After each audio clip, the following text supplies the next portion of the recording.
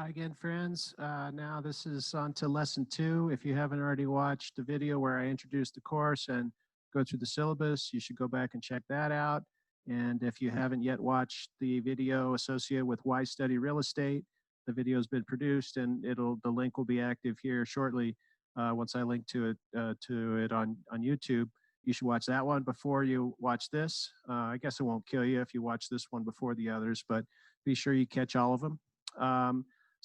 What I want to talk about in lesson 2 here is how to buy real estate. Some of you may have already purchased real estate or have been close with family who have purchased real estate or something along those lines, and so you may be familiar with the process. But some of you may have never come anywhere near it, and so I want to give you a lesson on the process of buying real estate. And this is more or less the process for buying a single family property. There are lots of commonalities if you're looking at investment or commercial real estate. But let's start with the basics. How to buy a house, think of it, or a condo or somewhere else where you might live. So I've got 10 steps here. First, I've got this quote where I say, in real estate, you make money when you buy. And what's meant by that quote, and it's not my quote, I don't know who made the quote, but it's basically acknowledging that the most important element in real estate is buying correctly. And so, sometimes you need a little luck in terms of how the real estate might appreciate. But what I'm going to teach you in this class is how to analyze deals to try to give yourself the best chance of buying at a discount. And that's really what's meant by you make money when you buy. If you buy at a discount, it won't look like you made any money at that moment because you haven't sold yet, you haven't collected any rent yet. But if you buy high quality real estate at a bargain price, that's when you make money. It just won't feel like you made money then. It won't show up till later. Okay, so when you're ready to buy real estate, if you've been watching something like how to buy real estate with no money down, stuff like that, I don't believe in any of those. Those are scams. You need money to buy real estate. And if you don't have money, you're not going to be able to get the bargain that I talked about in reference to this quote. So you need cash and you need financing typically. So you need to save money for a down payment. When you purchase a house, you almost always put down 20% of the purchase price. So let's say you're looking at a house for $200,000. 20% of that would be $40,000. That's what you would need to buy. And you'd actually need a little bit more than that to cover closing costs, but we'll get to that. You might also qualify for special programs. If you're a veteran, you might qualify for a special VA program. If you're a first-time home buyer, you might qualify for an FHA loan. There are other conditions on which you might qualify. If you have an if you qualify for an FHA loan, you would only need to put 3.5% down. So that's an enormous savings in terms of what you would have to come up with the down payment. There's no such thing as a free lunch, right? And so if you take advantage of this FHA loan, there are a couple of different ways that it makes things that aren't just perfect. You have to pay something called private mortgage insurance to cover the risk of you defaulting on the loan. And with an FHA loan, you're a little less competitive as a buyer. I'm not going to get stuck on that right now, but we'll go back to it later. So you need to build credit, but it's more important to have cash than it is to have stellar credit scores. Sometimes businesses and banks they try to use fear of your credit score going down to get you to do something they want. Don't let that stress you out. But you want to pay your bills on time and have a credit score that won't prevent you from getting a loan. All right, and so once you've got some money, you want to figure out how much you'll be able to borrow and what sorts of options there are for mortgages to buy a property with. So mortgage loan options, there's not that many. If you really want to go crazy, there are lots of different ways, but most people choose one of two options, and almost everybody chooses a fixed rate mortgage. So a 30-year fixed rate mortgage is what probably, 85% of borrowers out there get. I don't actually know the percentages, but it makes the most sense to me generally. And I think it makes the most sense for most borrowers to go with a 30-year fixed rate. The fixed rate is, what that means is that the rate won't change. So if you get a mortgage with 4% interest, the 4% will stay the same after 5, 10, 20 years of paying down the mortgage. That interest rate won't change. And so your principal and interest payments on the loan won't change either. And so that certainty is why the 30-year fixed is the most popular mechanism for borrowing and paid for home. Another option is what's called an ARM, or an adjustable rate mortgage. And so what that means is that the rate floats. So unlike the 30-year fixed, or a 15-year fixed is another popular option. People can pay off mortgage faster, but that means a higher payment.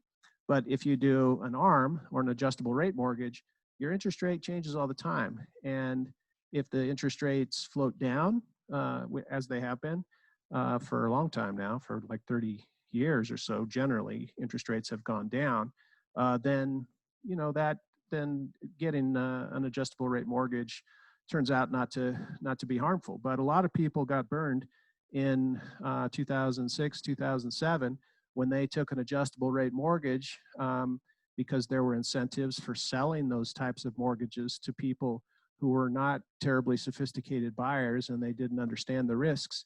And so it was predatory lending, essentially. But they ended up with mortgages that they couldn't afford, because when the adjustable rate reset, meaning after the introductory period, and usually that's either 1, 3, or 5 years, maybe 7, but I think most typically it's a 3-year where it's fixed for that period of time, and then the rate adjusts afterwards.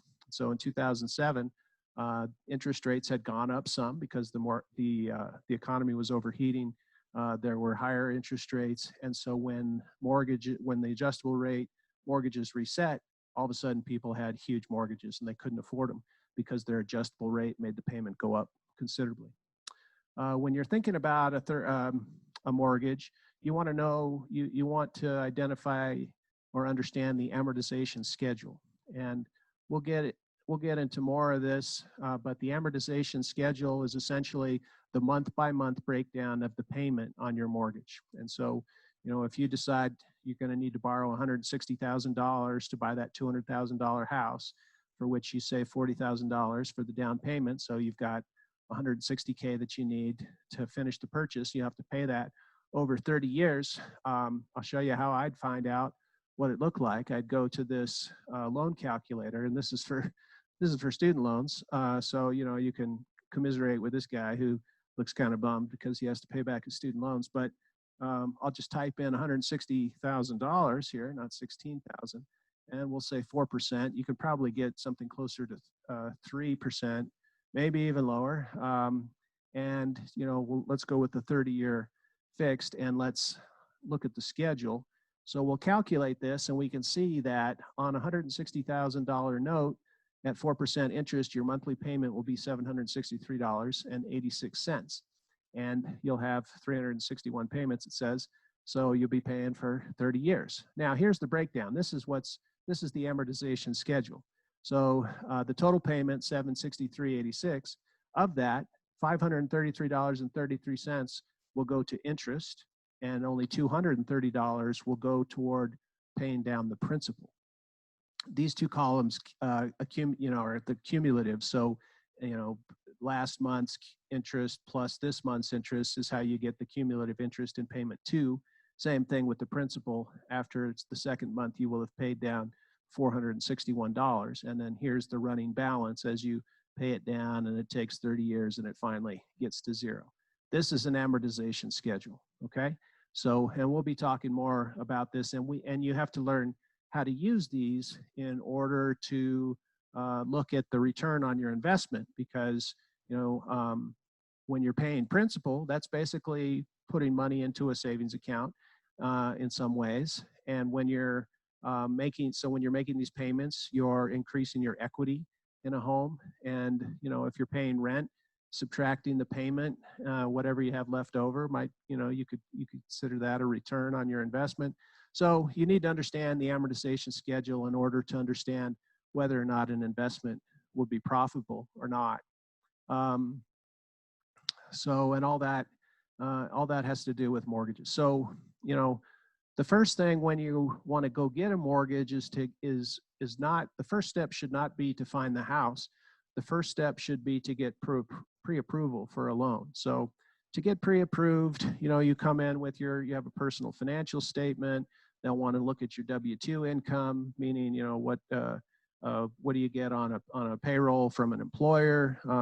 Some of you may not make money that way. Maybe you're a 1099, you have your own business. Well, banks don't like that as much. And so you'll have a harder time getting the loan. But if you have a regular job and W-2 income, they'll want to look at that. They'll want to know what kind of assets you have. They're going to want to know where you got that 40 grand, how you saved for it, or did it just appear all of a sudden, in which case they'll really crawl up inside your personal business to figure out how you got that money. So there's no really hiding this stuff. You have to be straightforward and you have to explain it to them. Now, if your mom and your Uncle Fred loan you a little bit of money and you're planning to pay them back, you probably can get away with not telling the bank that you plan to pay them back. But they will scrutinize it pretty seriously. That's changed a lot since 2006, 2007, when it was the wild, wild west and people were selling all kinds of crazy mortgage products that they shouldn't have. So, there are things called, there's people who are mortgage brokers. So these are people who sort of wholesale mortgages. They act as the middleman between, between wholesale mortgage providers. So some of these could be banks. Some of them might just be other types of mortgage people. And then they might work directly with a borrower and get them a mortgage, considering many different options. That's what a mortgage broker does. Banks will offer mortgage products as well, and that's how most people end up getting mortgages, or through credit unions, which tend to be friendlier to their customers than banks do. So credit unions can be a good way to get mortgages as well.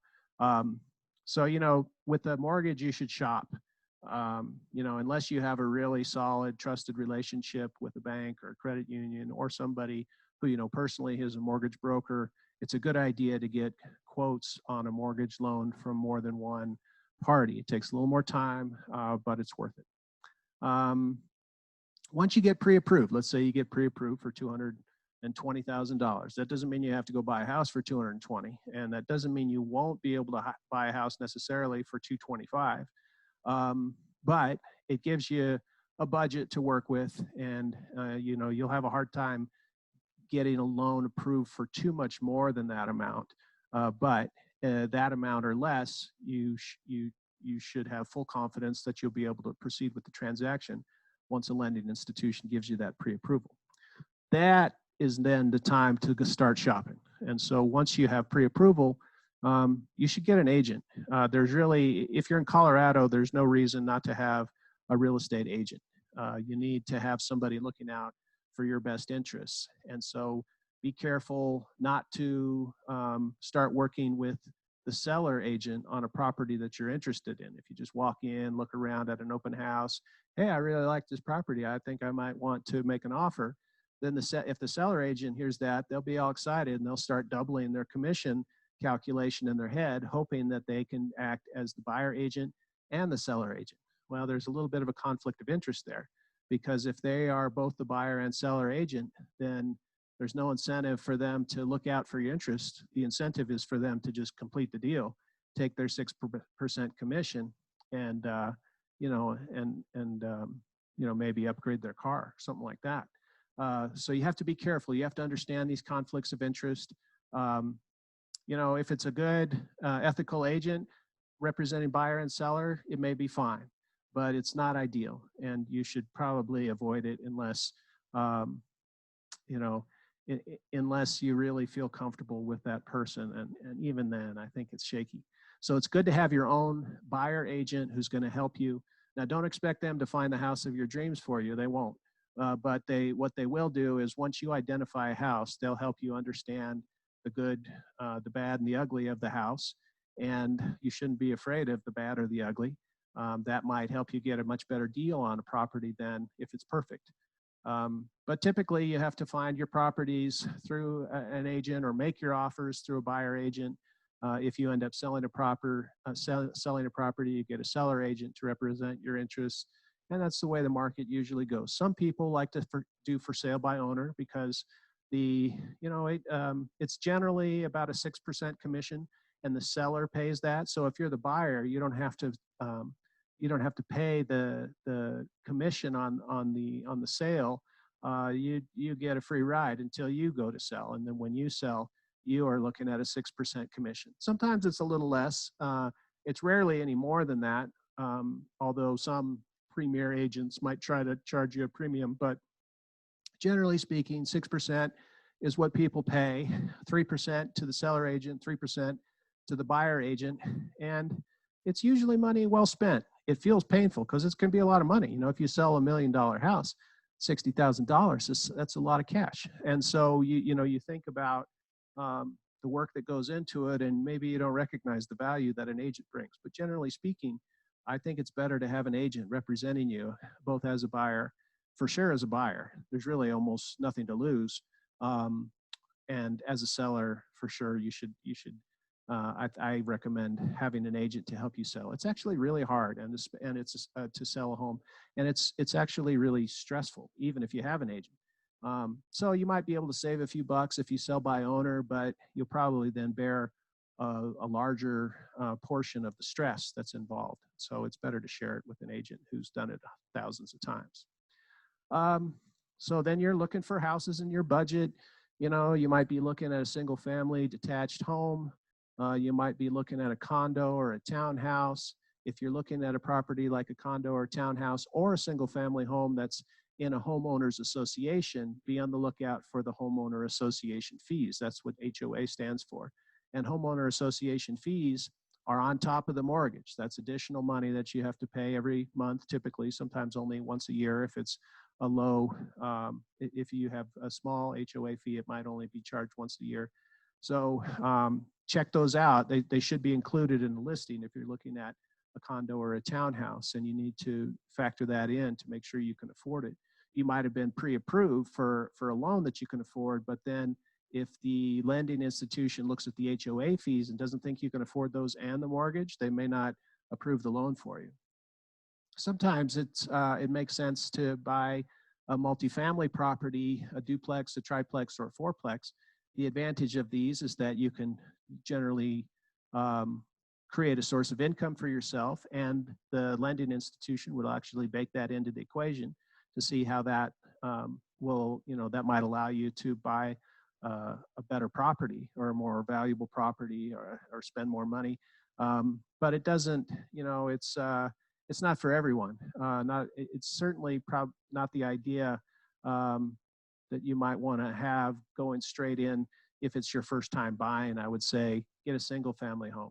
Generally speaking, that's the best sort of investment to make for yourself. Condos and townhouses are great if you can't afford a single family home in particular, or if you live in a densely populated urban area. Condos, townhouses may be the only option, and they're fine. Single family homes, you just have a little more control.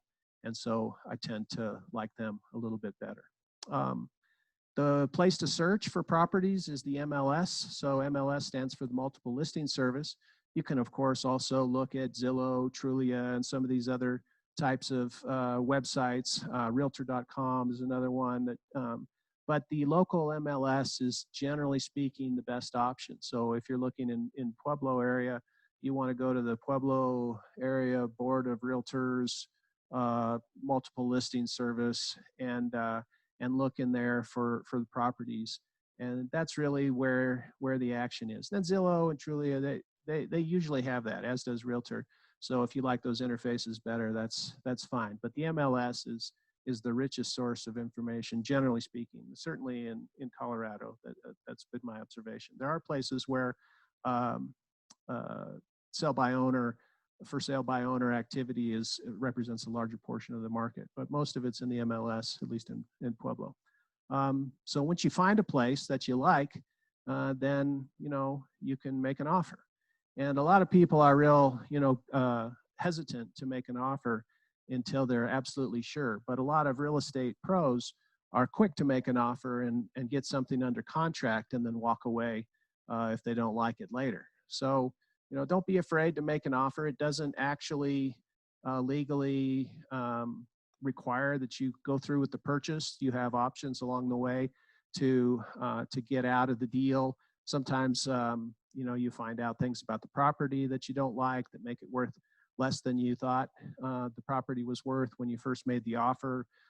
Could be a bad foundation, could be bad major appliances like a furnace, could be bad neighbors, all kinds of different factors as you learn more about the property. So you want to do due diligence after you've made an offer. Well, actually, you want to do due diligence after you're under contract. So you make an offer, maybe you make an offer for $10,000 less than the asking price. Well, the seller may not accept your offer. They may just reject it, or hopefully, if they're reasonable, they'll come back with a counter offer that has a price that they think is fair, probably higher than the one you asked, or same price but with different conditions or considerations. That type of thing can happen. So, but once you have an agreement, you're then under contract, and the realtor, the selling agent, is required by the rules that govern real estate agents and the local multiple listing service to change the status of that listing to under contract, so that other buyers know that somebody has an agreement to purchase that property. At that point, the seller is supposed to issue disclosures, meaning whatever they know about the property that may be negative, like, oh, it might need the roof is bad, or it's leaking, or some other information that they have about the house. They're supposed to share that with you. And then, there are terms and conditions. Sometimes they have to do with things that are on the property, whether or not they're going to be taken by the sellers or left behind for the buyers. And typically there's a small earnest money deposit that must be made to sort of make the under contract valid. Typically it's not that much, maybe $1,000, $2,000. It's sort of a function of the percent or of the price of the property that you're buying. The higher the price tag, the higher the earnest money generally. But that's not a deposit that goes away if you walk away from a deal. Generally, as long as you follow the terms of the contract in terms of the deadlines that you have for various elements of the contract, usually you can walk away and you'll get your earnest money back. You have to kind of really screw up to lose your earnest money. The due diligence that you need to do generally as part of a purchase agreement is an inspection and an appraisal. And these are things that will be required by the bank. The inspection, there are housing inspectors, and honestly, I'm not a big fan of either of these processes because, well, for a variety of reasons. We can get into that on the discussion board if you like. But inspection, this is somebody who understands, how to construct home construction, or wire, electrical wiring, plumbing, all those types of things. Check out the house to make sure it's in good condition, and then they'll give a report. What that ends up being is they'll call out anything that seems like it might be shaky to cover their back end, so that later, if you find a real problem, they say, well, we did notice this, and so you can't blame us. But anyway, it's more for the bank than it is for you, the inspection, to make sure that the home is in good shape. And then same thing with the appraisal. This is also for the bank to make sure that they're not lending you money for a house that's worth half as much as you thought it was worth, or so the appraisal is supposed to be an unbiased third party who comes in and looks at the property, but they know the deal as well. Generally, they know how much you're planning to pay for the property, and so it's hard for that not to enter into their mind. And it used to be a major problem back in 2006, 2007. Appraisals were done by people who might have collaborated with bankers to get deals done, and so they approved deals that maybe they shouldn't have. It's a little better now, but it's still a pretty messy process, and I wouldn't pay for an appraisal unless you have to for the loan, and you almost always have to. But anyway, then you secure your home loan. So if you're pre-approved, this is sort of a formality that isn't a big deal, but you lock in your mortgage terms. So if you're You know, you might be pre-approved at a particular rate, and maybe they'll lock it and let it float down if it moves down. But generally speaking, it'll move around with the market, with interest rates in the market until you're committed to a particular property. And then the terms will lock in. You'll know exactly what interest rate you get and what the specific costs will be. You'll have to arrange property insurance, hazard insurance coverage, so that if there's a hailstorm or a fire or whatever, your property's covered. Again, the bank will require this because they have to protect the asset that they're lending on. In case you don't come through and don't make payments, then the collateral they have is your house. If your house isn't insured and it burns down, you might just walk away and stop paying on the loan, and they'll be stuck with a burned out house. So they have to make sure that you have insurance coverage, and you need it too. And then, you know, you'll confirm some of these final closing costs, things like title insurance, property taxes, loan origination fees, other fees that might come from the title company or from the lender. You know, you can get nickeled and dimed on this, but generally speaking, it's pretty standard now. It's most operators don't try to gouge you with special fees or anything like that. Title insurance is something you actually need. I've used it in the past. What it does is if there's a lien against the property, so it might be from a construction project, might be because the city or municipality had to do something with the property and they're assessing a fee, and if the current owner doesn't pay it, the new owner has to pay it. So when you sign on the dotted line and you close on the deal, you get title insurance, and the title company does a search to make sure there are no problems with the title. And if they give it a clean bill with title insurance, but then it turns out that something was in there, the title insurance will pay for whatever you need to do to fix the title. So this happened to me. The property was cleaned up by the city after I had already completed the purchase. And so it was sort of like in between taking possession or just after taking possession, the city came in and cleaned it up, or before I took possession. But the title company didn't find that because probably the city was relatively slow to put it on the books. And anyway, title insurance covered the fees that I owed to the city for the cleanup that they claimed was necessary. So that's closing costs. You know, closing typically happens at a title company, or maybe it could happen at a bank or something like that. It's basically, you know, you go in and you sign your life away. You have to come in with the funds necessary for the down payment. If you're on the buy side, if you're on the sell side, you usually pick up a check or have money wired into your account. It's pretty strict on what type of funds you can use for the down payment, because there's a lot of fraud that can take place. And so, you know, it'll vary probably by the title company, but often you have to wire money into escrow, and it has to clear your bank and show up in this escrow account that the title company can see before they'll let you walk away with the keys. You can't just walk in and write a check.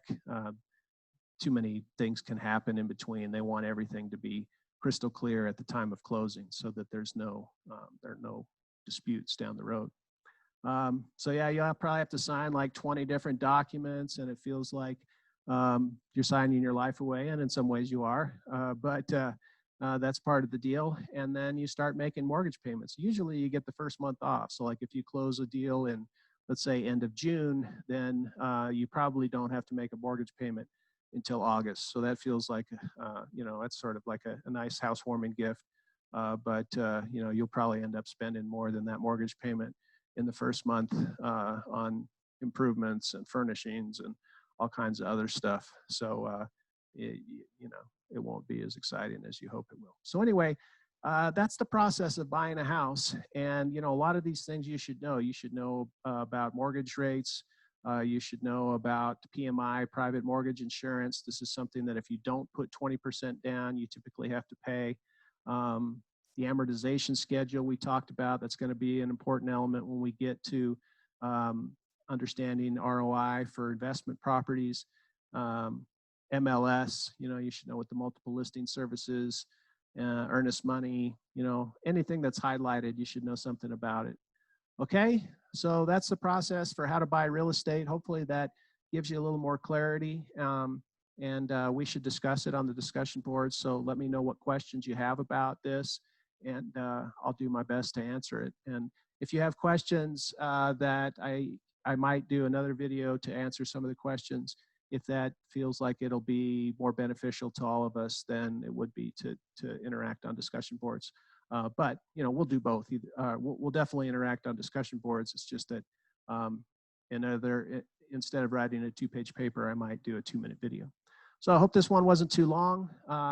This will probably be the last video for this module, one that's with a lesson-oriented video. So so hopefully this helps, and look forward to hearing your comments and suggestions and questions on the discussion board. Have a good one. Thank you. Bye-bye.